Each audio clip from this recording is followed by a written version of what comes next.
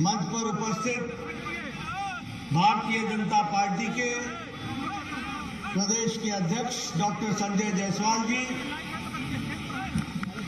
हमारे विधानसभा में प्रतिपक्ष के नेता श्री विजय कुमार सिन्हा जी, हमारे विधान परिषद में प्रतिपक्ष के नेता श्री सम्राट चौधरी जी, हमारे केंद्र में मंत्री श्री नित्यानंद राय जी, हमारे यहाँ के इस क्लस्टर के प्रभारी और भारत सरकार में मंत्री श्री वीरेंद्र कुमार जी, हमारे बड़े भाई और पूर्व में मंत्री रहे सम्मानीय श्री रविशंकर प्रसाद जी, हमारे सांसद मुजफ्फरपुर के श्री अजय निषाद जी, पूर्व उप मुख्यमंत्री तारकिशोर प्रसाद जी, बहन रेणु देवी जी, हमारे बिहार सरकार में पूर्व मंत्री मंगल पांडे जी, सैयद शाह नवाज हुसैन जी, हमारे प्रभारी विनोद तावड़े जी, सह प्रभारी और सांसद हरीश द्विवेदी जी, हमारे भीखू भाई, सम्मानित मंच, सभी हमारे विधानसभा और विधान परिषद के सदस्यगण जो मंच पर विराजमान है और बड़ी संख्या में मैं सामने भी बैठा देख रहा हूं, और यहां उपस्थित बिहार की प्रबुद्ध जनता, देवी और सज्जनों, मीडिया के मेरे साथी, प्रिंट मीडिया और इलेक्ट्रॉनिक मीडिया के मेरे साथी, ये मेरा सौभाग्य है कि मुझे आज बिहार की चाणक्य की धरती पर आने का सौभाग्य मिला है। ऐसी धरती जो जागृत धरती है, उस धरती पर आने का मौका मिला है, और विशेष करके वैशाली आने का मौका मिला, जिस वैशाली में हमारे महावीर, भगवान महावीर का जन्म स्थान रहा, जैनों का पवित्र स्थान रहा, बुद्ध की कर्मस्थली भी रही। ऐसे पवित्र स्थान पर आने का मुझे मौका मिला है। मैं अपनी ओर से ऐसी पवित्र धरती को नमन करता हूं और आशीर्वाद लेकर अपनी बात को प्रारंभ करता हूं। मित्रों, हमारे पूर्व वक्ताओं ने बहुत सी बातें मुझसे आने के पहले और विजय जी ने मेरे सामने भी की है। मैं सबसे पहले तो बिहार की जनता को और यहाँ वैशाली में एकत्र आए इतनी बड़ी संख्या में हमारे नौजवान, हमारी माताएं, हमारी बहनें, हमारे बुजुर्ग इस ठंड में यहाँ एकत्र आए हैं, और मेरे 4 घंटे विलंब से पहुंचने के बावजूद भी आप डटे रहे हैं। ये इस बात का संकेत है कि बिहार बदलाव चाहता है और नई उमंग के साथ खड़ा होना चाहता है।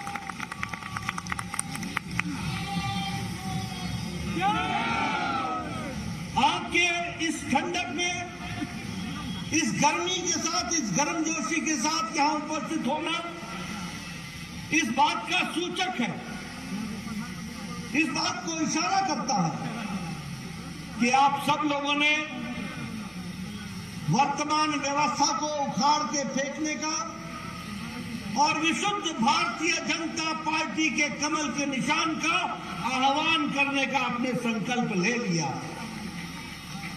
और इसीलिए ये जो आप सोच रहे हैं, इसको साकार करने का काम भारतीय जनता पार्टी ने भी संकल्प के रूप में लिया। और हम क्यों न लें? अगर हमारे पास भारत के यशस्वी प्रधानमंत्री नरेंद्र मोदी जी, एक नेतृत्व की क्षमता रखने वाले, दुनिया में जिन्होंने अपने आप को स्थापित किया है, ऐसे हमारे नेता हो जिन्होंने विपरीत परिस्थिति में भी देश को आगे बढ़ाने में कोई कसर नहीं छोड़ी हो, और उनकी इच्छा बिहार को फिर से आगे बढ़ाने की हो, ऐसे में बिहार की जनता पीछे कैसे रह सकती है? वो अभी आगे बढ़ करके उस काम को पूरा करेगी, ये मेरा विश्वास है। और जब मैं ये कहता हूं तो मैं ये भी आपसे कहना चाहता हूं कि आज हमारा सौभाग्य है कि जब दुनिया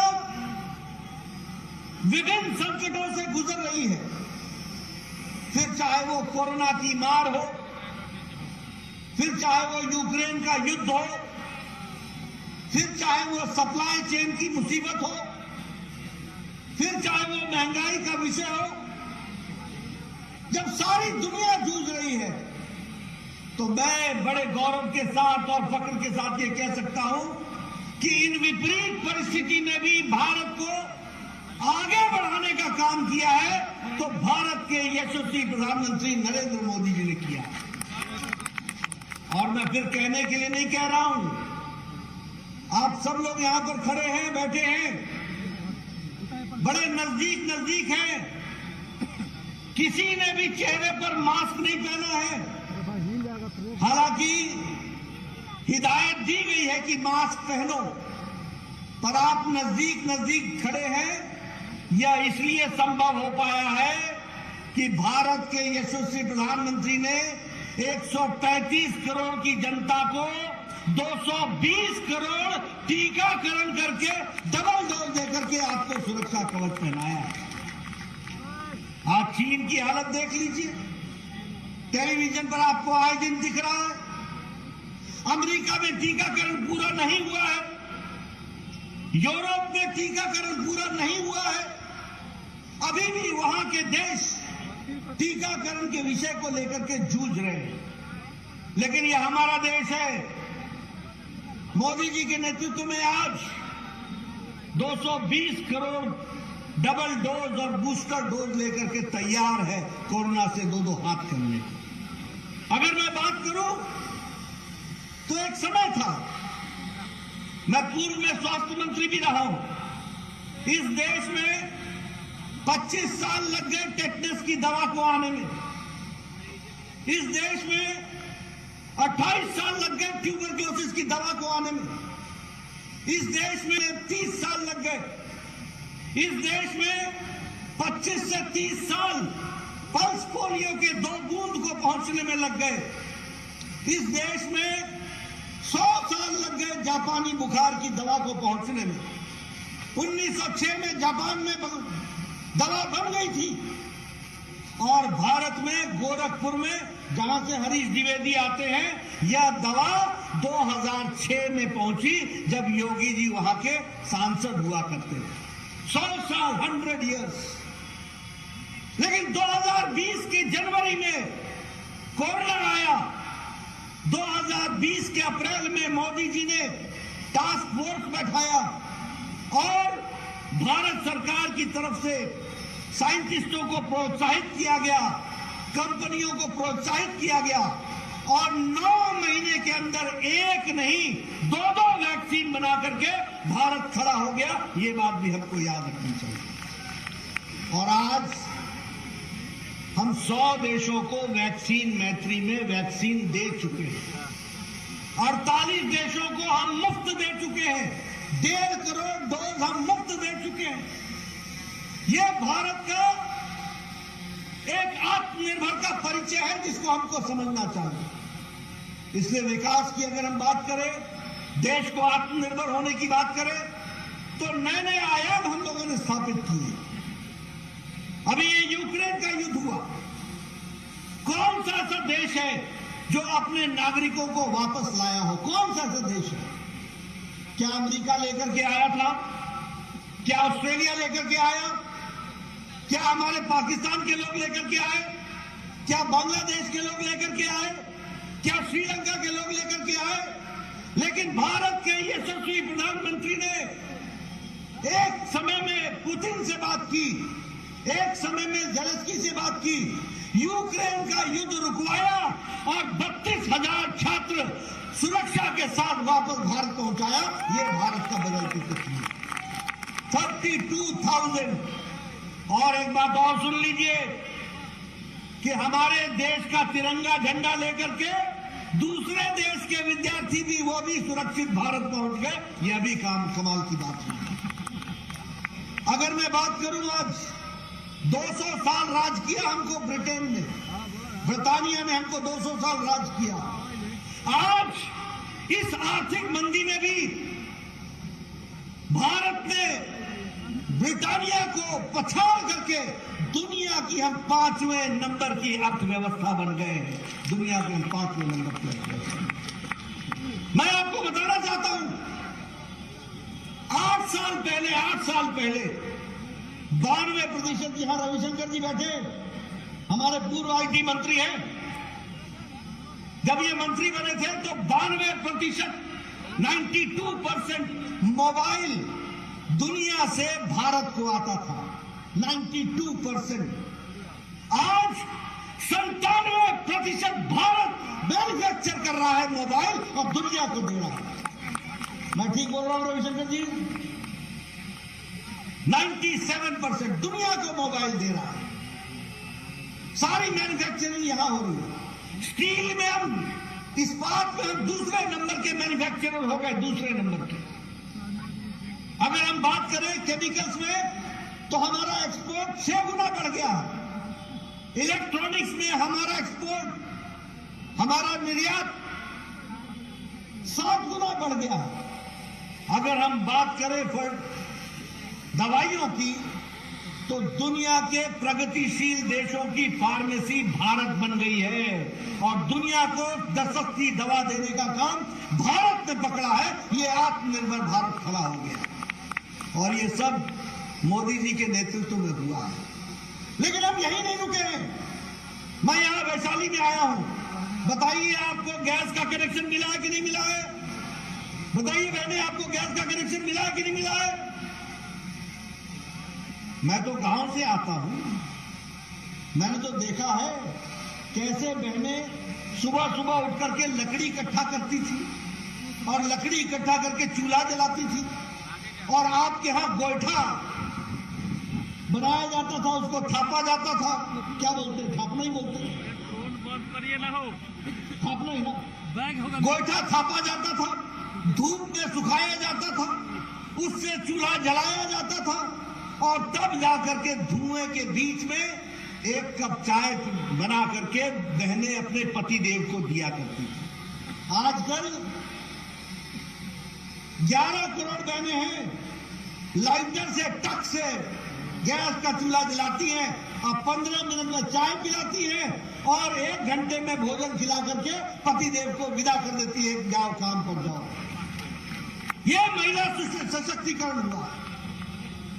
मैं बिहार में बचपन में न गुजरा, मैं आपके सामने वो तस्वीर कहना नहीं चाहता हूं, लेकिन क्या ये सच्चाई नहीं थी कि सुबह सूरज उगने के पहले और शाम को सूरज ढलने के बाद हमारी बहनें गांव से निकल करके झुंड की झुंड अपने दैनिक नित्य कर्म के लिए जाया करती थी?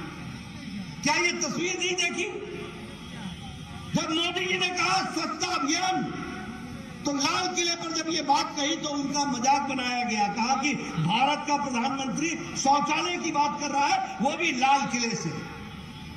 वो इसलिए मजाक उड़ा रहे थे कांग्रेसी भाई क्योंकि उन्होंने गरीबी देखी नहीं थी, उनको मालूम नहीं था। आज 12 करोड़ बहनों को इज्जत घर दे करके अगर भारत की महिलाओं को इज्जत दिया है तो नरेंद्र मोदी जी ने दिया। 12 करोड़ बहनों को। मेरा बचपन पटना में गुजरा, मैं आसपास के गांव देखा है, मैं जानता हूं। मुझे मालूम है ढिबरी क्या है, मुझे मालूम है लालटेन क्या है, मुझे मालूम है रात कैसे गुजरती थी। ढिबरी जलावा हो, ढिबरी जलावा हो। आज 18,000 गांव थे बिना बिजली के, 18,000 गांव। आज मोदी जी ने 18,000 गांवों को बिजली से युक्त कर दिया है और 2.5 करोड़ घरों पे बिजली पहुंचा दी है। ये आप समझिए। बताइए आजादी आपको किसने दी? कैसी आजादी थी? आप बताइए। प्रधानमंत्री गरीब कल्याण अन्न योजना मिल रही है कि नहीं मिल रही है? 5 किलो गेहूं मिलता है कि नहीं मिलता है? 5 किलो चावल मिलता है कि नहीं मिलता है? आज भारत अति गरीबी में 1% से भी नीचे हो गया। जिसको गरीब भारत बोलते थे उसमें अति गरीबी 1% से नीचे आ गई। और ये इसलिए आई है कि प्रधानमंत्री मोदी जी ने 80 करोड़ की जनता को 2 वक्त की रोटी का इंतजाम किया, 5 किलो गेहूं, 5 किलो चावल और 1 किलो दाल देने की व्यवस्था की। मुझे याद है, मैं जब पहली बार एमएलए बना तो मेरे पास, और आप सब लोग जितने एमएलए बने हैं सबका आपने देखा होगा, इसका इलाज कराना है, इसका बाईपास होना है, इसको स्टंट लगना है, इसका किडनी का ऑपरेशन होना है, इसका गुर्दे का ऑपरेशन होना है, इसका लीवर का ऑपरेशन होना है, इसको 3 लाख लगेगा, इसको 2.5 लाख लगेगा। और मैं स्वास्थ्य मंत्री होता था और मैं कहता था देखो भैया, मैं इतना तो नहीं दे पाऊंगा, कुछ तुम इंतजाम कर लो, मैं तुमको 1 लाख दे देता हूं। मन में पीड़ा रहती थी कि ये 1 लाख दिया है, इससे बचेगा कि नहीं बचेगा मुझे मालूम नहीं, क्योंकि उसके पास अगर व्यवस्था और नहीं हुई तो ऑपरेशन नहीं होगा। लेकिन मोदी जी आए, भारत के प्रधानमंत्री बने, उन्होंने मुझे स्वास्थ्य मंत्री बनने का मौका दिया और कहा नड्डा कुछ बड़ा करना है और देश के गरीब लोगों की हमको स्वास्थ्य सुरक्षा देनी है।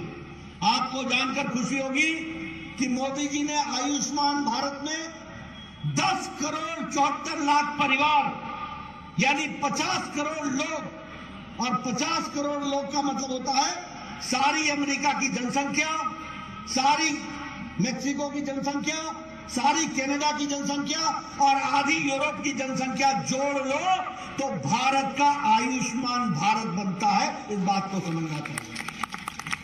और क्या किया, इन गरीब लोगों को 5 लाख रुपए का गंभीर बीमारी से लड़ने के लिए स्वास्थ्य का कवच दिया, 5 लाख रुपए, और हर साल दिया।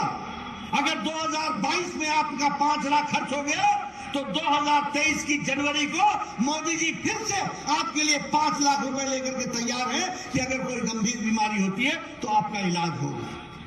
क्या ये बदलता भारत है कि नहीं है? बोलिए, ये बदलता भारत है कि नहीं है? बदलता भारत है कि नहीं है? मैं यहां से आ रहा था, अभी मैं निकला। आप बताइए ये जेपी सेतु कब बना? आप बताइए ये नेशनल हाईवे पर काम कब चला? आप बताइए ये फ्लाईओवर कब बन रहे हैं? आप बताइए विकास के लिए आपके गंगा पर ही 5 बड़े ब्रिज बन रहे हैं कि नहीं बन रहे? बन रहे हैं कि नहीं बन रहे? 5 बड़े ब्रिज। एक क्रांति आ रही है। मैं जब हेलीकॉप्टर से कई बार जाता हूं तो हर नदी पर देखता हूं कहीं ना कहीं कोई ना कोई पौवा खड़ा हो रहा है, कोई ना कोई ब्रिज बन रहा है। ये 3 किलोमीटर का है, ये 6 किलोमीटर का है, ये 7 किलोमीटर का है। आप तो 6 और 7 किलोमीटर गिनते हैं ना, मैं तो गिनता हूं कि पैसे कितने लगे तो पता लगता है ये 1,500 करोड़ का है, ये 2,500 करोड़ का है, ये 3,000 करोड़ का है, ये हजारों करोड़ की ब्रिज आज बन रहे हैं। ये बिहार की तस्वीर और तकदीर बदल डालेंगे, इस बात को भी हमको याद रखना चाहिए। और मित्रों, मैं बड़े गौरव के साथ कहता हूं, ये सब काम कब हुए? जब भारत के प्रधानमंत्री मोदी जी बने। 1,25,000 करोड़ का मोदी जी ने ऐलान किया था, 56,000 करोड़ की तो आपकी सड़कें बन रही हैं, नेशनल हाईवे बन रहे हैं। 3,000 किलोमीटर की आपकी नेशनल हाईवे थी, आज 5,500 किलोमीटर की नेशनल हाईवे बन रही है। एक नए इंतजाम के साथ काम हो रहा है। लेकिन हाँ, एक बात मैं जरूर कहना चाहूंगा कि ऊपर से हम लक्ष्मी तो पूरी दे दें, लेकिन अगर नीचे जंगल राज हो तो लक्ष्मी का क्या करना? मैं ठीक बोल रहा हूं क्या? अगर ऊपर से हम आपकी मदद भी कर दें और नीचे अगर जंगल राज हो तो क्या होगा? भ्रष्टाचार होगा, और भ्रष्टाचार के साथ साथ विकास में गतिरोध होगा। मैं यहां बैठा हूं, अभी गोपाल ठाकुर जी मेरे को मिले थे। मैं जानना चाहता हूं, मैंने नीतीश जी से एक बार नहीं 4-4 और 5-5 बार बतौर स्वास्थ्य मंत्री कहा कि दरभंगा का all India institute of medical sciences के लिए जमीन दीजिए। बड़े मुश्किल से जमीन मिली है, लेकिन मैं हिमाचल से आता हूं, मैंने भी एक बिलासपुर में एम्स बनाया। कोरोना के दौरान भी 5 साल के अंदर एम्स का शिलान्यास भी किया और एम्स बन करके तैयार भी हो गया। ये स्थिति हुई है। लेकिन बिहार में चीजें खिसकती नहीं है। फिर भी हमने कहा है 1200 करोड़ रुपए भारत सरकार ने, मोदी जी ने दरभंगा के all India institute of medical sciences के लिए दे दिए हैं। बिहार सरकार ने 85 एकड़ जमीन हमको दे दी है। हमको 200 एकड़ चाहिए, उसकी व्यवस्था करनी होगी और उसको आगे बढ़ाना होगा हर दृष्टि से। आप बताइए, ये शाहनवाज हुसैन हमारे मंत्री थे, इन्होंने मखाना इंडस्ट्री को आगे बढ़ाने का काम किया कि नहीं किया? और जहां छोड़ा वहीं रुक गया, जहां छोड़ा वहीं रुक गया। आप बताइए, ऐसी सरकार को रहने देना है क्या? ऐसी सरकार को रहने देना है क्या? मुझे नहीं मालूम कि नीतीश जी ने जो भी फैसला किया ये उनको मुबारक, वो जाने, लेकिन क्या सोच के किया? बिहार की जनता का क्या किया? भारतीय जनता पार्टी, हमारे कार्यकर्ता, हम सब लोग बिहार को विकास की ओर ले जाना चाहते थे। अब मैं नीतीश जी के लिए उन शब्दों का प्रयोग नहीं करूंगा जिन शब्दों के साथ आजकल उनका वो पर्यायवाची बन गए, लेकिन मैं इतना जरूर कहूंगा कि उन्होंने बिहार की जनता के जनादेश का निरादर किया। उन्होंने बिहार की जनता के जनादेश का अपमान किया और उन्होंने बिहार की जनता को धोखा दिया। बोला नीतीश जी धोखा देलन की ना? धोखा देलन की ना? आयकर जवाब दिए जाएगी ना? जवाब दिया जाएगी ना? और जवाब दिया जाए प्रजातंत्र के रूप में। कहा कि हम गणतंत्र के जननी के धरती पर खड़ा बा, हम भारत के गणतंत्र की जननी की धरती पर खड़े, इसलिए प्रजातांत्रिक तरीके से इसका जवाब दिया जाएगा। हम यहां पर सत्ता भोगने नहीं आए थे, हम कुर्सी पर बैठने नहीं आए थे, हम बिहार की जनता की सेवा के लिए आए, हम बिहार की तस्वीर और तकदीर बदलने के लिए आए, हम बिहार को विकास की ओर ले जाने के लिए आए हैं। क्या कारण था कि आपका पटना का all India institute of medical sciences एक बड़ी बुरी हालत में था? और क्या कारण था जब हमारी सरकार बन गई तो 5 साल के अंदर उसको हमने फिर से जागृत किया और कोरोना के दौरान सबसे ज्यादा लड़ाई लड़ने वाला संस्थान all India institute of medical sciences Patna बन गया? क्या कारण था? मंगल पांडे जी बताएंगे वो इंस्टीट्यूट, वो कौन सा इंस्टीट्यूट था? IGIMS। क्या कारण था? क्यों हुआ? उसको पैसे नहीं मिल रहे थे। आपने भारत सरकार में हम लोगों को बैठाया, मोदी जी का आशीर्वाद मिला, दुगनी ताकत के साथ मैंने इनको पैसे देकर के उसको फिर से रिवाइव किया। क्या कारण था कि वही PMCH Patna medical college hospital, जहां मैं भी जन्म लिया हूं, वो वहीं का वहीं खड़ा था। और क्या कारण था कि आज वहां सुपर स्पेशलिटी ब्लॉक भी बनकर के तैयार है और 5000 करोड़ रुपए की लागत से सबसे बड़ा हॉस्पिटल बनने की भी तैयारी है। ये अंतर है। नित्यानंद जी के साथ हम बचपन में आया करते थे जब युवा मोर्चा में थे, पता नहीं चलता था कि खेत में चल रहे हैं कि सड़क में चल रहे हैं, सड़क है या खेत है मालूम ही नहीं चलता था। आज बोलते हैं कि आप गांधी सेतु से आओगे या जेएनटी सेतु से आओगे। ये फर्क आ चुका है। एक विकास की एक नई कहानी लिखी जा चुकी है। इसलिए मैं आपसे निवेदन करने के लिए आया हूं। सारे विकास के आयाम यहां पर बिहार में हम लोगों ने आगे बढ़ाने का काम किया है, लेकिन हां, जब मैं बिहार के चुनाव में आया था तो मैं आपको आगाह करता था कि अगर ये आरजेडी की सरकार आ जाएगी, अगर ये तेजस्वी की सरकार आ जाएगी तो जंगल राज आ जाएगा। और आज मैं कह सकता हूं कि जंगल राज आ गया है, आ चुका है। मैं आंकड़े आपको दूंगा। अगस्त महीने में कितने मर्डर हुए, एक ही महीने के अंदर कितने एक्सटॉर्शन हुए हैं, एक ही महीने के अंदर कितने लोगों को बंधक बनाया गया है, महिलाओं के साथ कितना अत्याचार हो रहा है, लॉ एंड ऑर्डर एकदम जिसको बोलते हैं ध्वस्त हो चुका है, प्रशासन पर पकड़ खत्म हो गई है। मुझे तो यह भी अब समझ में नहीं आता है कि सुशासन बाबू की सरकार में शासन कौन कर रहा है। यही नहीं पता चल रहा कि अब शासन कौन कर रहा है, किसका शासन है और कौन सा सुशासन है। बिहार की व्यवस्थाएं चरमरा गई हैं। बिहार की व्यवस्थाएं प्रशासनिक दृष्टि से ठप हो गई हैं और केंद्र सरकार की मदद के बावजूद भी बिहार आगे नहीं बढ़ पा रहा। और इसीलिए मैं आपसे अपील करने आया हूं, मैं आपसे निवेदन करने आया हूं